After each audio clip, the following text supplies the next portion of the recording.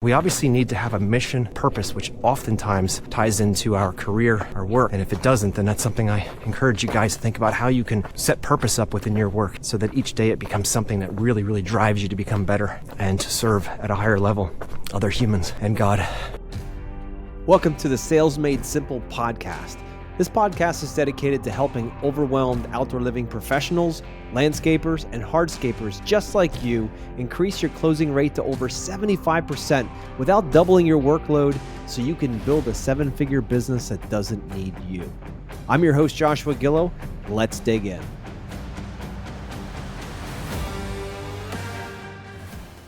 You know, there's something so amazing about shutting all the noise off around you, getting out into nature and walking around just to clear your mind and to see what's processing inside, right? What God's moving in your heart. And he has a message this morning that was very powerful for me to learn. I want to share it with you guys today. This idea of the three spheres of life. The three spheres meaning the first sphere, a matter of time that you spend or a matter of bandwidth that you spend each and every day on these different spheres. So the first one would be your work or career. Like how much time physically and mentally do you spend each day on that? Second sphere is the sphere of relationships, both personal and professional. How much time do you spend each day nurturing those, growing those? And the final sphere is a sphere of self. How much time are you working each day on working on your inner game, mindset, your heart, in prayer and meditation and personal growth, all of those things. So if we take those three spheres, is something I learned from my coach. You take those three spheres and you draw them on a piece of paper and have the size of the sphere correspond to the amount of time and effort each day you put into those different spheres. For you, which sphere is the biggest and which is the smallest? And then ask yourself the next question. Why? For me, when I first did this exercise, I thought it was kind of goofy and hokey, but I did it. And over 90% of my bandwidth and time was spent in work, career, business. Maybe 7 or 8% was spent on nurturing relationships and building relationships and being present in relationships. And the last 2-3% was focused on building myself, spending time with God and all of that. I was so focused as an achiever on constantly thinking about work, and in that, trying to give out of a bucket of myself that was empty. And it was a struggle, a massive struggle for me, until I realized that this isn't how it has to be. Just because this is how it is now, it doesn't mean that the future has to be the same. The spheres don't have to be the same size. My bucket doesn't have to be empty. What I learned along lots of time and pain is that we as humans have the opportunity to refocus our minds, to reconnect with those other buckets. And what I found was once I started taking some time away from the work career bucket and started moving it into the relationship bucket, man, everything changed. I started becoming more present in my relationships, finding more ways to interact with my sons and my wife, and to spend more quality time there, to make that a priority. But we only have so many hours, right? No matter who you are in this world, we all have 24 hours in a day. The question really is, what are you spending those 24 hours a day on?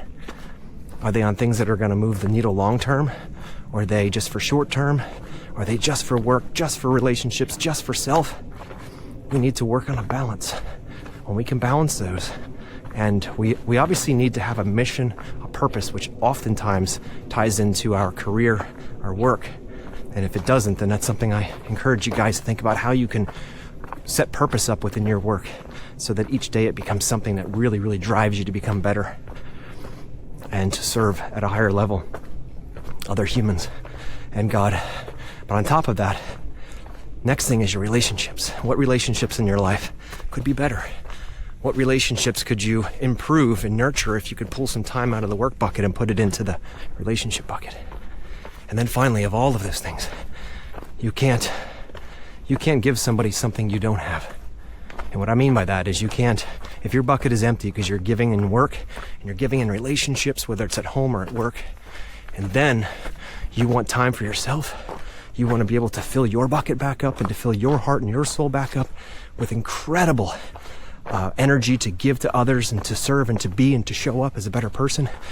You need to actively, purposefully work on filling that bucket. And I say all of this because as I'm on this ruck this morning, I think, you know what, spending an hour like this in the woods, moving through, choosing to suffer with the weight, choosing to suffer with all the spider webs and all that good stuff, all for one bigger purpose, so that I can spend time with my Creator. I can spend time processing things. I've now put time into my life just for me, just for my time to rebuild and to restructure. So when I go back to work or go back to those relationships, I can be there a fuller, more alive person to be able to serve and to give. So if you guys are out there and want to do something fun, here's my recommendation.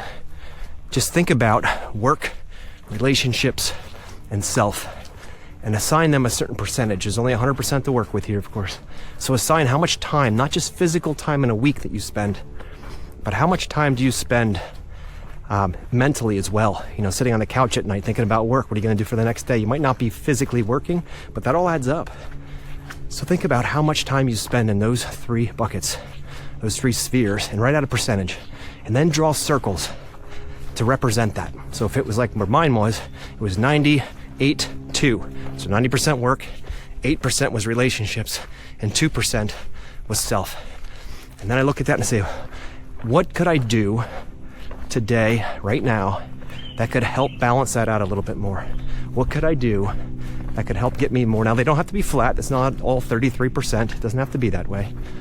But how do I build a better life based on this new information that I have?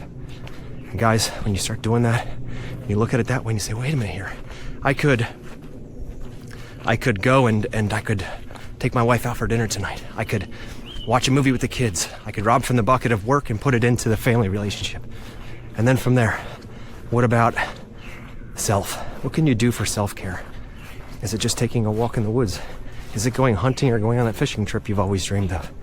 Is it each day working on prayer and meditation, getting connected back with your Creator? What is it for you? Morning. What is it for you?